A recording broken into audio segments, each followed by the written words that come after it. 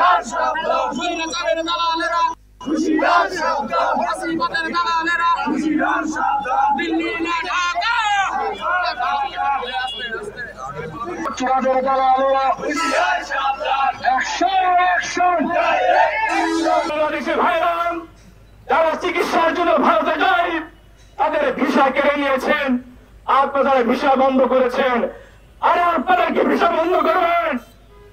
আমরা যদি মরতে হয় এদেশে মরব, আপনাদের দেশে আমরা আর যাব না। মানববন্ধন থেকে জয়পুরবাসীর প্রতি আহ্বান জানাবো, ভারত বর্জন করার আগে আমরা ভারতীয় সকল উপকরণ বর্জন করব। যেদিন বিশ্বজিৎকে রাজপথে হত্যা করা হয় সেদিন তো আপনারা সংখ্যালঘুদের অধিকারের কথা বলা হয় নাই, তাহলে আজকে আপনারা কেন বলছেন? আমরা বুঝি আপনাদের ব্যথা কোথায়, আমরা জানি আপনাদের যন্ত্রণা কোথায়।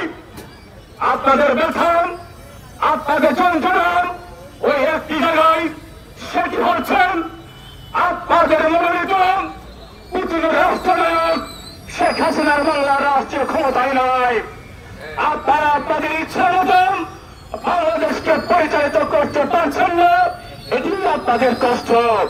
সেটি সরাসরি বলতে পারছেন না, এড়িয়ে বেরিয়ে বিভিন্ন ভাবে হুমকির মুখে ঠেলে দিচ্ছে। সংগ্রামী সাথীরা, আমি শুধু একটি কথাই বলতে চাই, ভারত যদি মনে করে আমরা অনেক বড় দেশ, আমাদের অনেক অস্ত্র আছে, আমরা বাংলাদেশকে দখল করব, তবে আপনারা শুনে রাখুন, স্বৈরাচারী শেখ হাসিনার সরকার বিগত জুলাই আগস্টে আন্দোলন দমাইতে গিয়ে একটি ছাত্রকে যখন গুলি করছিল তখন 10টি ছাত্র দাঁড়ায় যাচ্ছিল। তাই পুলিশ বাহিনী শেখ হাসিনাকে বলেছে আমাদের পক্ষে আর এই পরিস্থিতি নিয়ন্ত্রণ করা সম্ভব নয়, বিধায় সেনাবাহিনী শেখ হাসিনাকে পালিয়ে যেতে বাধ্য করেছে। চিকিৎসার জন্য ভারতে না যায় আপনাদের হোটেলগুলো বন্ধ হয়ে যাবে।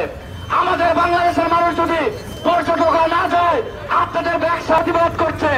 আপনাদের এই বিজেপি সরকার, ইতিমধ্যে আপনারা জানেন যে শ্রীলঙ্কার সরকার পালিয়েছে, বিজেপির পালানোর সময় ইতিমধ্যে